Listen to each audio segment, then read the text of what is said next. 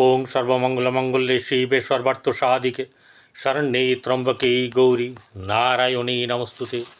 सृष्टिस्थितिविनाशानं शक्तिभूते सनातनी गुणाश्रय गुणमये नारायणी नमस्तुते। जय बड़ मायेर जय, जय महादेवी महामायेर जय।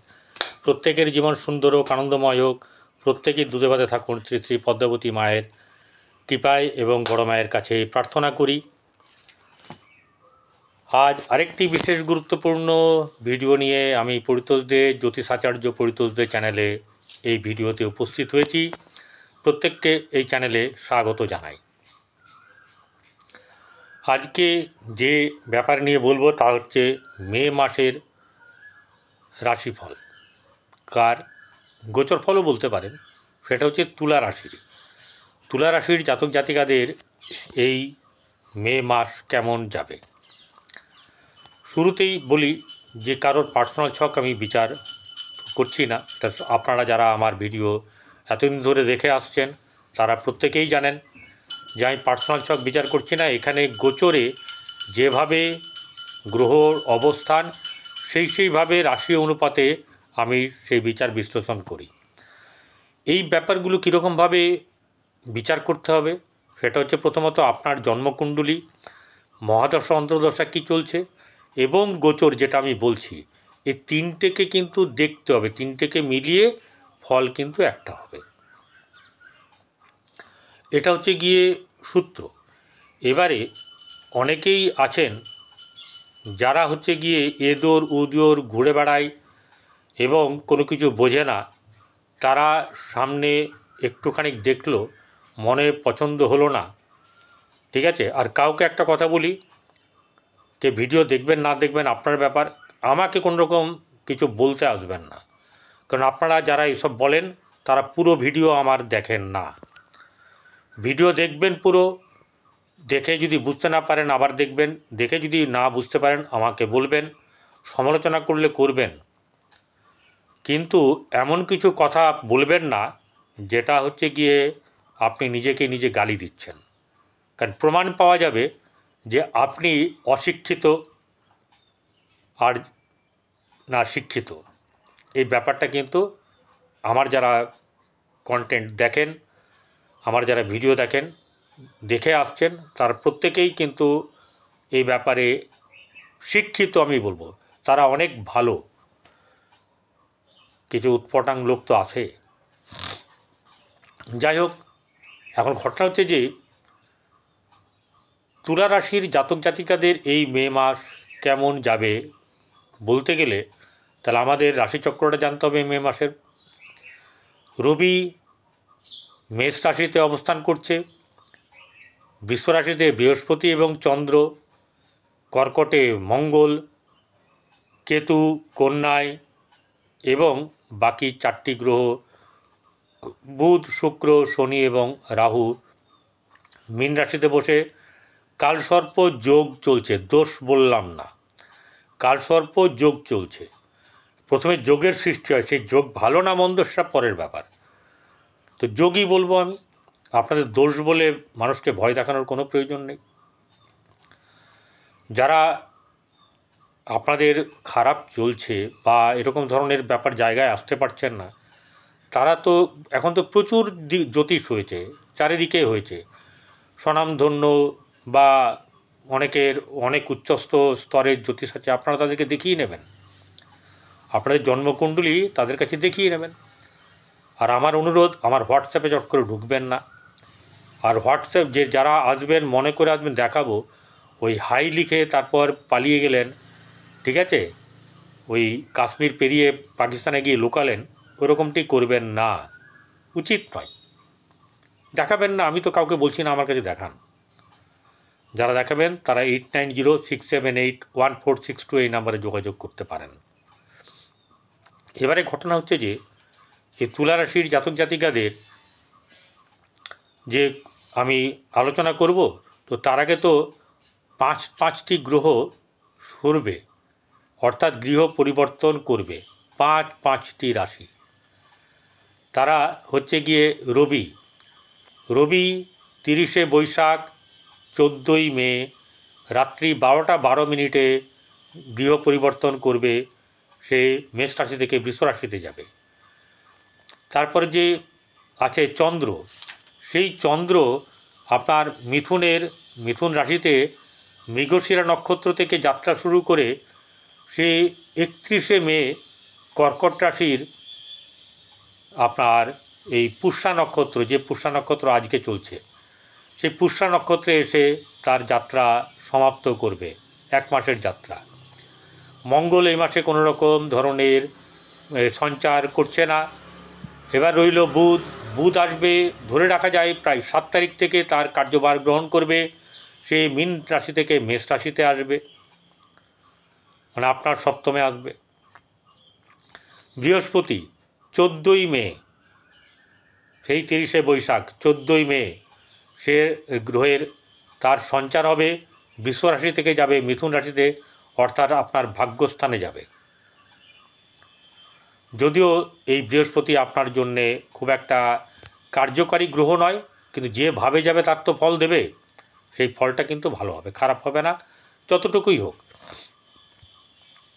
এরপরে রইল শুক্র হচ্ছে একদম সেই 31শে মে সকাল 11টা 34 মিনিটে সে রাশি পরিবর্তন করে মীন রাশি থেকে মেষ রাশিতে আসবে। তাহলে আপনার কোনো রকম মানে এই মে মাসে সরছে না, পুরো ফলটাই আপনি পাবেন কুম্ভ রাশিতে থাকা অবস্থাতে, রাশিপতি ষষ্ঠভাবে থাকবে।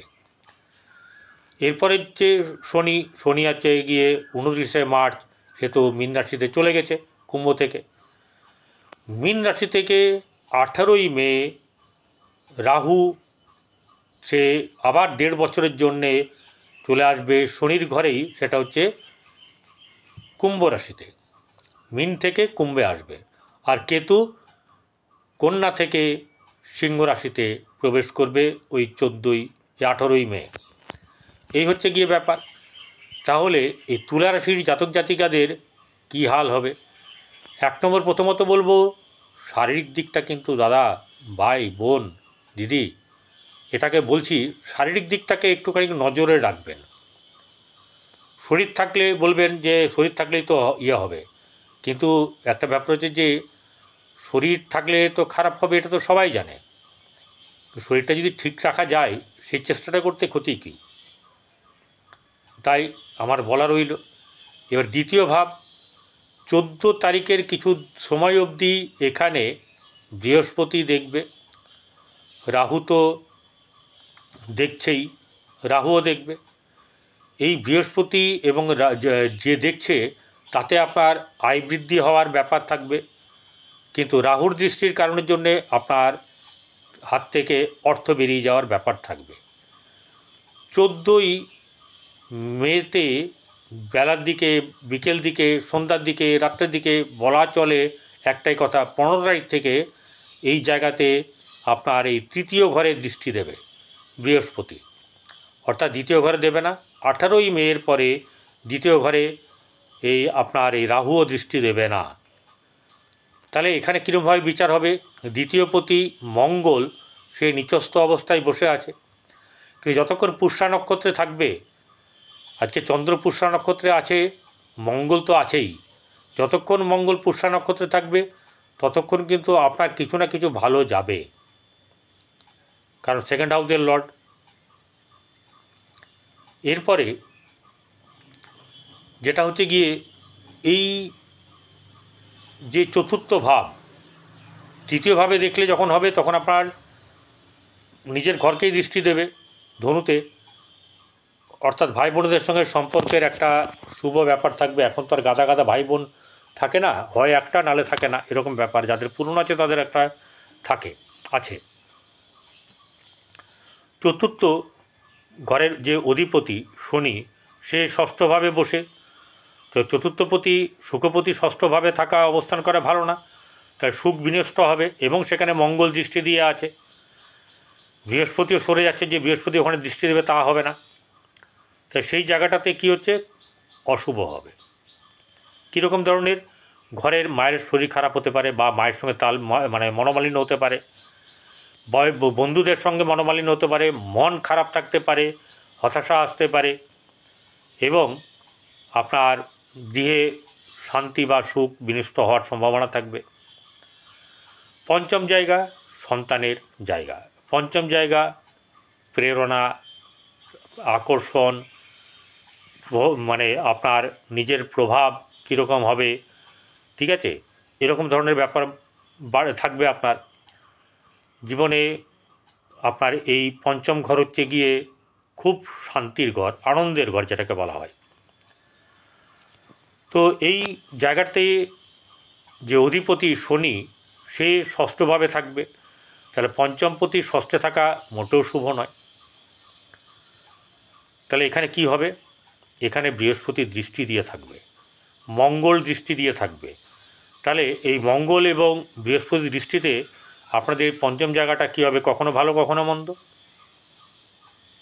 অর্থাৎ সন্তানের সঙ্গে খারাপ হলেও ভালো হবে, আবার ভালো থাকলেও মাঝে মধ্যে খারাপ হবে। তবে বৃহস্পতি যেহেতু দৃষ্টি থাকবে, তাই মঙ্গল এখানে খুব বেশি কিছু করতে পারবে না। তাহলে মোটামুটিভাবে এটা যাবে। প্রেম সংক্রান্ত ব্যাপারে কিন্তু খুব একটা শুভ নয়। ষষ্ঠে শনি শুক্র থাকবে, কারণ রাহু বেরিয়ে আসছে 18 তারিখে, আর তার আগে বুধ 7 তারিখে মেসে তার কর্তব্য করতে আরম্ভ করবে। এখানে কি হচ্ছে? এখানে আপনাকে শারীরিক দিক থেকে কিন্তু একটু পীড়া দেবে। এই পীড়ার জন্যই বলছি যে আপনারা নিজেরা কিন্তু একটু নিয়ম শৃঙ্খলা, খাওয়া দাওয়া, চলাফেরা, এসব ব্যাপারে কিন্তু একটু ধ্যান দেবেন। আপনি বাঁচলে বাপের নাম। সপ্তম জায়গাটাতে সপ্তমপতি মঙ্গল নিচস্থ হয়ে আছে, সপ্তমে তুঙ্গ থাকবে রবি, ততক্ষণ সেটা 14 তারিখ। 14 তারিখ পর্যন্ত এই যে রবি, সে হচ্ছে গিয়ে একাদশ ভাব, আয় ভাব, সাফল্য ভাবের অধিপতি। তুঙ্গ অবস্থায় থাকলে আপনার ব্যবসা বাণিজ্যে কিছু না কিছু লাভ কিন্তু থাকবেই। ব্যবসা বাণিজ্যে লাভ হবে, কিন্তু খুব বেশি যে লাভ হয়ে একদম বিরাট কিছু হয়ে যাবে সেরকম ব্যাপারটা কিন্তু হবে না। বা যেটাই করবেন সেটাতে সুনামও একটা অব্যাহত থাকবে। কিন্তু 14 তারিখের পর থেকে মানে এই যে ব্যাপারটা হচ্ছে যে সপ্তমপতি কোথায় থাকবে? নিচস্থভাবে থাকবে, এবং যখন অশ্লেষা নক্ষত্রে চলে যাবে তখনও কিন্তু বাজে ব্যাপার হবে। গৃহে মানে স্বামী স্ত্রীর মধ্যে ভুল বোঝাবুঝি, অশান্তি, মনোমালিন্য, এই ব্যাপারগুলো বাড়বে। বৃহস্পতি অষ্টমে বসে থাকবে 14 তারিখ অবধি। সেই 14 তারিখের বেশ কিছু সময়, সেই সময়ে কিন্তু অষ্টমের ষষ্ঠপতি অষ্টমে বসে থাকবে, কিন্তু এটা শুভ নয়। বরং এই যখন অষ্টমের থেকে যখন নবমে যাবে তখন শত্রু ঘরেই যাবে। এখনও বসে আছে শত্রু গৃহে, তখনও যাবে শত্রু ঘরে। কিন্তু শত্রু ঘরে গেলেও তার কিন্তু অনেকগুলো দিক থেকে আপনারা শুভ ফল পাবেন। এক নম্বর হচ্ছে ভাগ্যভাবে যাবে এই বৃহস্পতি, সেই ভাগ্যের জায়গা থেকে আপনার রাশিকে দৃষ্টি দেবে। তাহলে আপনার শারীরিক দিক থেকে যতটা খারাপ হওয়ার কথা ততটা হবে না। তৃতীয় ভাব, ভাই বন্ধুদের সঙ্গে সম্পর্ক, ভাইদের সঙ্গে সম্পর্ক ভালো রাখবে, ঠিক আছে। তারপরে আবার পঞ্চম জায়গায় দৃষ্টি দেবে, তাতে আপনার সন্তানের দিক থেকেও অনেকটা শুভ থাকবে। সেই জায়গাগুলো ভালো করবে। রাহু চলে আসবে যখন এই পঞ্চম জায়গাতে, তাহলে পঞ্চমে রাহু এলে আপনার সন্তান সেই জায়গায় কিন্তু কিছু না কিছু নিজের দাপট দেখানো বা একটুখানি মানে শিক্ষা ছেড়ে অন্যরকমভাবে তার নিজের লাইফস্টাইল একটু অন্যভাবে করে নেওয়ার চেষ্টা করবে। বৃহস্পতির দৃষ্টি দেবে, ঠিক আছে, রাহু বৃহস্পতিকে, বৃহস্পতি রাহুকেও দৃষ্টি দেবে 18 তারিখে থেকে। সেই সময়তে কিন্তু এই গণ্ডগোল কিছু হবে। প্রেমের ক্ষেত্রে এমন কিছু ঘটনা ঘটবে যেটা কিন্তু মাঝে মধ্যে খারাপ দিকে নিয়ে যাবে। খারাপ মানে একটু ভেতর দিকে যাবেন, খারাপ দিকে যাওয়ার ব্যাপার থাকবে এবং চটকেও যেতে পারে। তাহলে এখানে এই বুধ এবারে চলে আসবে 7 তারিখে, তাহলে আপনার সপ্তমে চলে আসবে। এই সপ্তমে বুধ হচ্ছে গিয়ে ভাগ্যপতি। তাহলে যখন কিনা বৃহস্পতি 14 তারিখে চলে যাবে আপনার ভাগ্যস্থানে, আর ভাগ্যপতি যখন আপনার সপ্তমকে মানে সপ্তমে থাকবে, তাহলে আপনার আয় বৃদ্ধি পাবে, ব্যবসা বাণিজ্য আপনার লাভ হবে। হোক দ্বাদশপতি হলেও কিন্তু আপনার ভালো হবে, খারাপ হবে না। কর্মস্থান, কর্মস্থানের অধিপতি চন্দ্র, সে তো ঘুরে ঘুরে বেড়াচ্ছে 1.25 দিন করে। তাহলে এই চন্দ্র যখন যখন 4, 6, 8 বাদ দিয়ে, ঠিক আছে, যখন আসবে তখন কিন্তু বাদবাকি জায়গায় ভালো করবে। 1, 5, 9 যখন থাকবে তখন সেই ঘরগুলোতে ভালো হবে। তাই দশমে মঙ্গল থাকাকালীন মঙ্গল সপ্তমপতি, দ্বিতীয়পতি দশমে থাকবে। কর্মস্থানের দিক থেকে কিন্তু কিছু না কিছু সাড়া পাবেন, কিন্তু কারো কারো ক্ষেত্রে সমস্যা বাড়বে যার মঙ্গল মানে জন্মকুণ্ডলিতে খারাপ। না হলে কিন্তু অনেকের ক্ষেত্রে কিন্তু চাকরির সুযোগ এই সময়ে থাকবে। এবারে চলে আসবো একাদশ। যতক্ষণ সে একাদশ সপ্তমে থাকবে অর্থাৎ মেষ রাশিতে, তখন কিন্তু ভালো। যখন দশমে চলে যাবে, এই অষ্টমে চলে যাবে, রাশির অষ্টমে সে দশমপতি হয়ে সেই জায়গাটা কিন্তু খুব বেশি একাদশপতি অষ্টমে যাবে। তাহলে অষ্টম একাদশের কানেকশন শব্দ ভালো হয় না, কিছু অনেক কিছু খারাপও হয়। তাহলে কিছু যশ খ্যাতির দিক থেকে কিন্তু কিছু সমস্যা থাকবে। সেই জায়গাটায় নিজেদেরকে একটুখানি সচেতনভাবে চলতে হবে।